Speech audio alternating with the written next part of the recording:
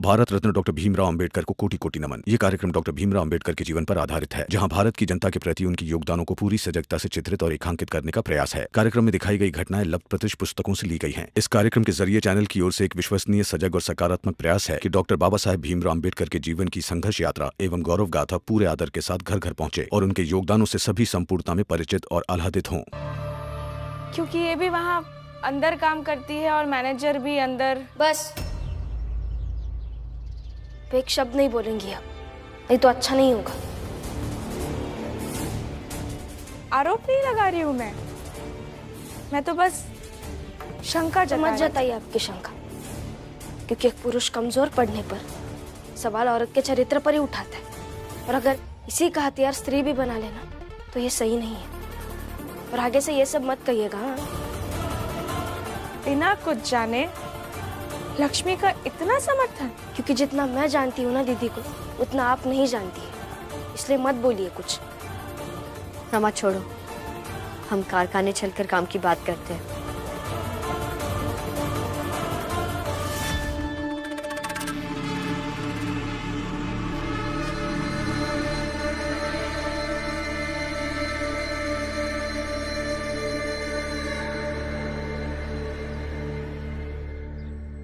जा कारखाना, और जैसे यहाँ घर में खेल कर रही है वैसे वहां भी कर। खेल का मतलब समझ रही है ना? कुछ भी जिससे उस लक्ष्मी की नौकरी छूट जाए, उसे डांट खानी पड़े और वो अपमानित हो, वैसे कुछ भी। जा जा।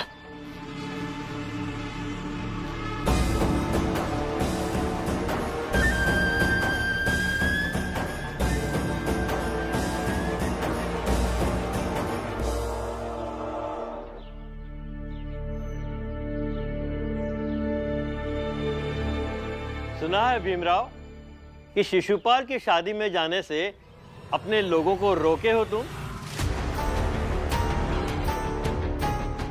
बोलो, जवाब दो।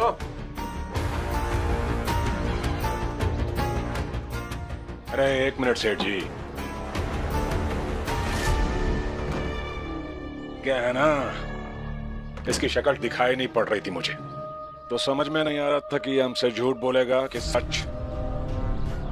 अब बताओ भीमराव, तुमने अपने लोगों को मेरे बेटे शिशुपाल की शादी में आने से रोका है या नहीं? अरे बोला, जवाब दो। हाँ, रोका मैंने, मगर उन्होंने बात नहीं मानी।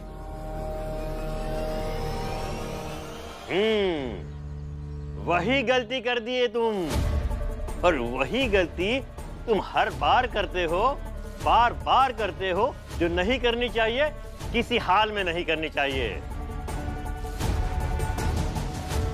अब देखो, तुम नहीं रोके होते तो जो होता वो सीधे उसी दिन होता, लेकिन तुम रोक दिए, हमारे साथ दखलंदाजी किए हो।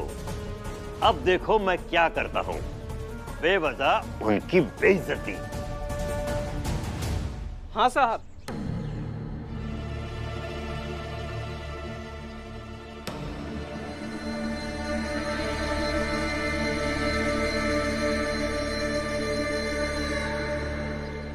आओ आओ आओ,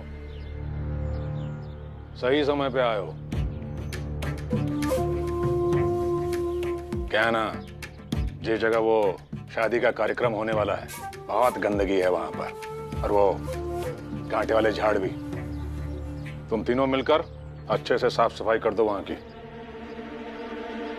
हाँ साहब, कर देंगे। और वैसे भी शादी ब्याह के घर में तो मदद करना ही चाहिए ना, है? क्या कहा तो? और इस काम के पैसे भी मिलेंगे तुम सबको।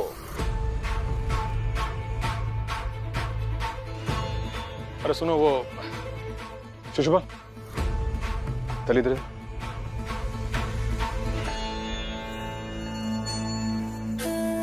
कल को कहने लगेगा क्या शोषण कर रहा हूं मैं तुम तीनों का।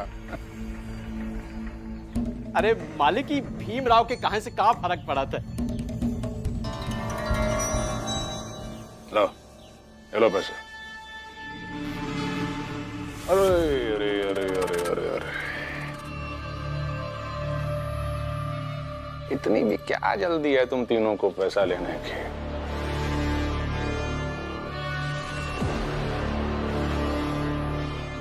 क्या ना, अचानक मेरे मन में एक इच्छा से जागृत हो गई है। बताइए। मेरी इच्छा ये है, मैं चाहता हूं कि तुम तीनों ने ये बंडी पहन रखी ना, जिसे पहन के बड़े चमक रहे हो, यहीं मेरे सामने उतार के जाओ। चलो।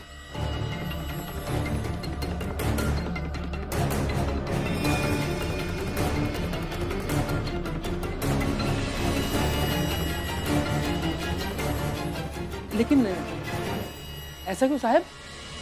अरे इच्छा है, इनकी इच्छा है। और इतने सारे पैसे काम के साथ साथ हमारी इच्छा मानने के भी तो है। आई समझ में? मेरी इच्छा। चलो बता रहा। देखिए ये सब बिल्कुल भी मत कीजिए आप लोग, ये आपको जलील करने के लिए ये सब कर रहे हैं।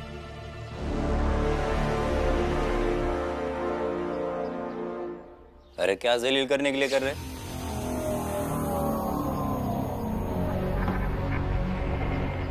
अरे शादी है मेरी, साफ सफाई करवानी है, तैयारियां करनी है, और ये लोग कपड़े पहनकर साफ सफाई करे या बिना कपड़ों के, क्या फर्क पड़ता है?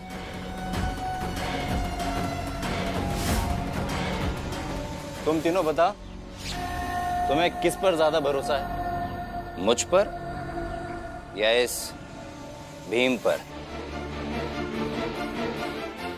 आज भरोसे की परख है, तो देखते हैं कि तुम लोग क्या करते हो। लेकिन भरोसा किस पर ज्यादा है ये बात ही नहीं है यहाँ पर। ये आपको जलील करने के लिए ये सब कर रहे हैं। अब इनका घर कितना दूर है यहाँ से, वहां तक आप ऐसे बिना कपड़ों के चले जाएंगे रास्ते पर तो लोग आपको चिढ़ाएंगे नहीं, जलील नहीं हो जाएंगे आप? जल्दी से फैसला करो, नहीं तो हम किसी और को बुला लेंगे। अरे नहीं नहीं मालिक, कौन और को काहे को बुलाएंगे? हम लोग करेंगे ना काम, और आप जैसा कहेंगे हम वैसे करेंगे। हम करेंगे कहे।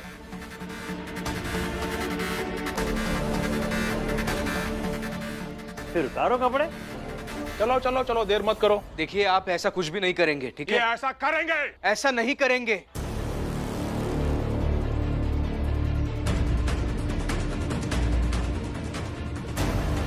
आप समझने की कोशिश क्यों नहीं कर रहे हैं? तमाशा बना रहे हैं यहाँ पे। और एक चीज कहकर ये 2-3 चीज साध रहे हैं उसमें। आप समझ क्यों नहीं रहे हैं? एक तो ऐसे बिना कपड़ों के आपको रास्ते पर भेजकर आपको जलील कराएंगे, फिर ये साबित करेंगे कि मेरे ना कहते हुए भी आपने मेरी बात नहीं मानी, तो ये आपसे कुछ भी करवा सकते हैं। और तीसरी बात ये कि कुछ पैसे देकर अपने घर का सारा काम करवाएंगे और ये साबित करने की कोशिश करेंगे कि हम सब बस इसी काम के लायक है और इसी के लिए हम बने हैं। इसलिए हाथ जोड़कर विनती कर रहा हूं आपसे, इनकी बातों में मत आइए।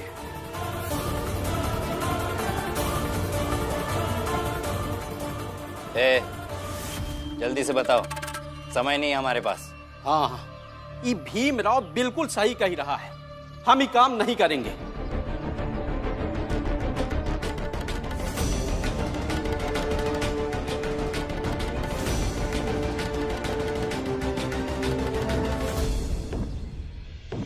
प्रणाम साहब। प्रणाम। किसे ले आई लक्ष्मी? अब रमा, आप रमा को तो जानते ही होंगे। वो साहब, अगर यहाँ कुछ काम है तो इसे भी दे दीजिए ना। चलो थाने। मैनेजर और मैनेजर को सही कहने वाले सब लोग, अब तो सीधे मालिक से ही बात होगी। देखिए मैनेजर साहब, नौकरी पर रख लीजिए, नहीं तो थाने चलना होगा। केस लड़ना पड़ेगा।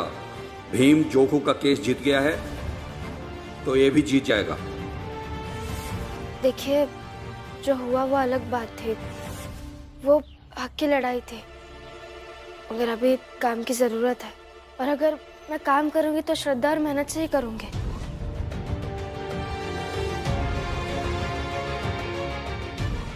करुणा, तुम बताओ, इस रमा को नौकरी मिलनी चाहिए या नहीं? अरे मैं क्या बताऊं साहब, आप जानिए कि इसे नौकरी देनी चाहिए या नहीं। तुम यहाँ काम करती हो इसलिए राय मांग रहा हूँ। तुम कहोगी तो इसे नौकरी मिलेगी, नहीं कहोगी तो नहीं। अब बताओ।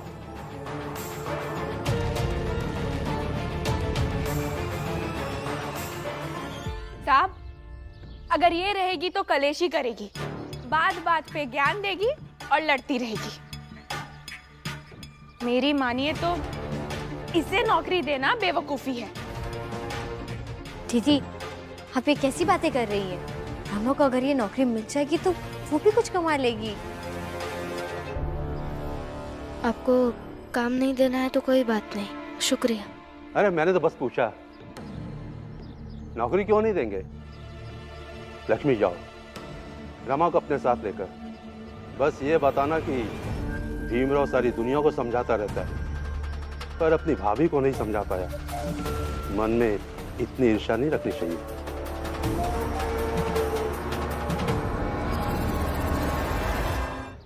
रमा चलो, मैं तुम्हें काम बताती हूँ।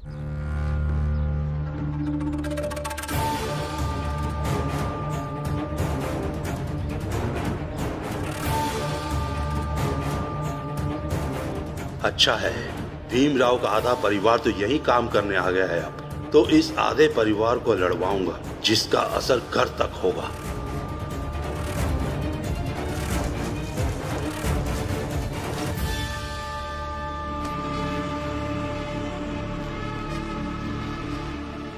अरे तुम कितनी खराब औरत हो, कितनी घटिया हो।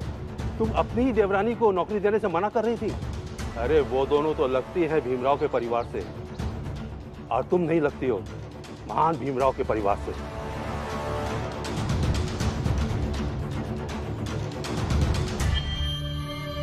भीम बिल्कुल सही कह रहा है, हम ये काम नहीं करेंगे। लेकिन भीमराव, एक ठो शर्त है हमारी।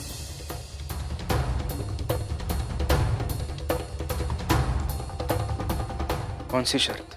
शर्त ये है कि जितना पैसा ही साहब लोग दे रहे ना हमका, उतना तुम हमको दायित्व तो हम ना करेंगे। और बाकी तोहरे भाषण दिए से और सलाह दिए से बात नहीं मानेंगे हम तुम्हारी।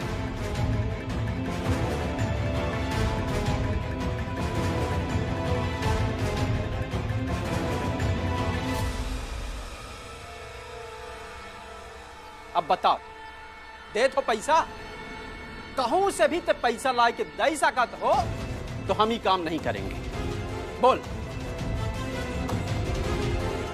चलो भीमराव, मैं बता, मानोगे जोखू की है शर्त?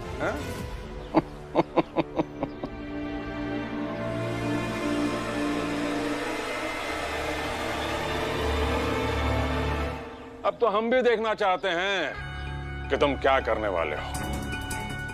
सबको ज्ञान बांटते रहते हो कि पहले जूझता हूं फिर जीतता हूं, तो ठीक है, जूझो और जीत कर दिखाओ। हम भी तो देखें कि क्या कर पाते हो तुम।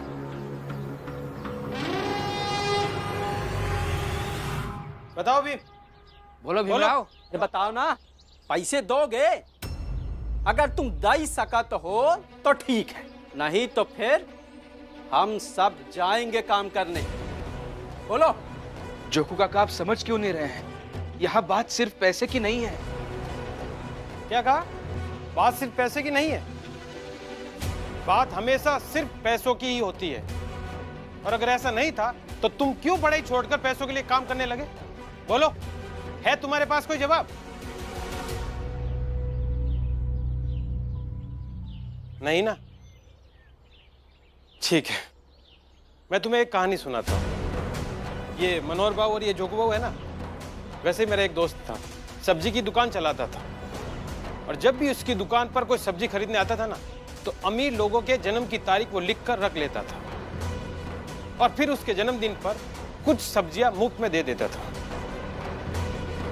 मैं उसके साथ 7 सालों से काम कर रहा था, लेकिन उन 7 सालों में उसने मुझे कभी भी जन्मदिन की शुभकामनाएं नहीं दी।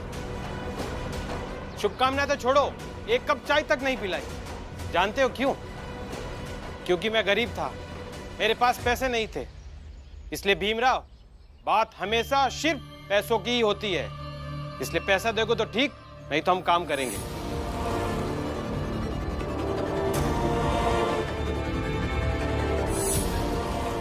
बोलो भीमराव, कुछ बोलोगे अब? बोलो भीमराव, दोगे पैसा इनको? अरे बोलो। कहाँ से दूंगा मैं इतने पैसे?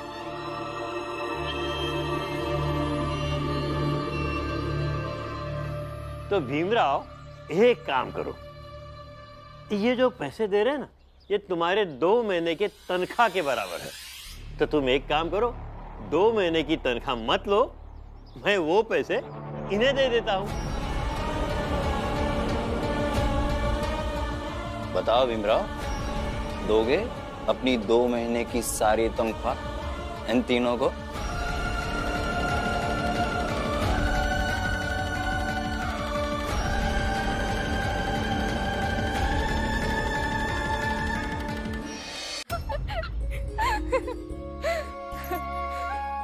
पता है रमा, बहुत दिनों बाद इतना अच्छा लग रहा है अब हम दोनों साथ में जो काम कर रहे हैं। और तुम्हें पता है, यहाँ ना काम कभी खत्म ही नहीं होता है, हमेशा बहुत सारा काम रहता है। और अब तो यहाँ के साहब भी हमारे पक्ष में बात करते हैं, पहले की तरह चिढ़ते नहीं है। अब देखना, हम दोनों यहाँ अच्छे से काम करेंगे और हमारा जीवन अच्छे से बीतेगा। और दीदी, आपने मेरा साथ दिया, इसलिए शुक्रिया। अरे तुम क्या बात बात पे शुक्रिया कहती हो? बहुत बुरी आदत लगी है तुम्हें। नहीं दीदी, मेरे पति जो डायरी लिखते हैं ना, उसके 5वें पन्ने पर लिखा है कि हम अगर मदद करने वाले के प्रति शुक्रगुजार नहीं रहे ना, तो एक एहसान फरामोश समाज का निर्माण होगा। और एक एहसान फरामोश समाज किसी बेहतर भविष्य की जमीन नहीं हो सकता है। भीम बाबू, और तुम्हारी बातें हमारे समझ में थोड़ी आएगी।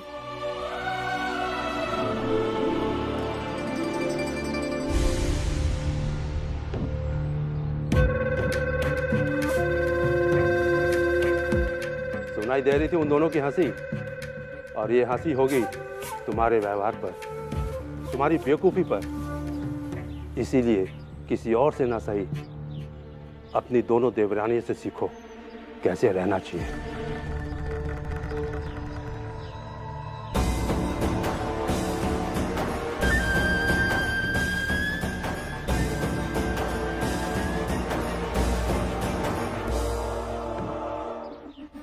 जा कारखाना, और जैसे यहाँ घर में खेल कर रही है, वैसे वहां भी कर, जिससे उस लक्ष्मी की नौकरी छूट जाए, उसे डांट खानी पड़े और वो अपमानित हो, वैसे कुछ भी।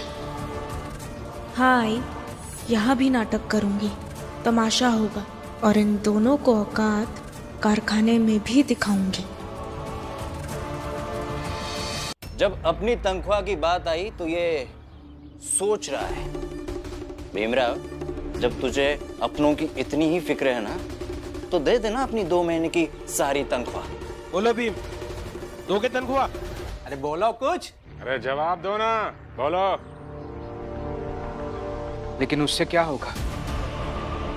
चलिए मान लीजिए मैं मेरी तनख्वाह दे देता हूं आपको, उसके बाद ये कुछ और पैसों का लालच दिखाएंगे आपको, फिर वही होगा। दरअसल आप जिस तरह से इनके घर काम करने जा रहे हैं ना, वो तरीका ही गलत है, और आपको जाने से मेरी तनख्वाह नहीं, आप सबकी सोच रोक सकती है। इसलिए मैं हमेशा एक ही बात कहता हूं कि हमें सबसे पहले हमारी सोच बदलनी चाहिए, और आपकी सोच मेरी तनख्वाह से नहीं, बल्कि आप सबको समझाकर कुछ चीजों का एहसास दिलाकर बदली जा सकती है। बस हो गई नौटंकी खत्म है। तब ऐसा करो कि अपनी सोच को अपने पास ही रखो। अगर तय पैसा नहीं दे सकत हो तो हम सब काम करने जाएंगे, समझे? और इनकी शर्तों पर काम करने जाएंगे, समझे? चलो चलो चलो, फिर उतारो अपनी अपनी बंडियां। चाहिए ना पैसे? चलो चलो।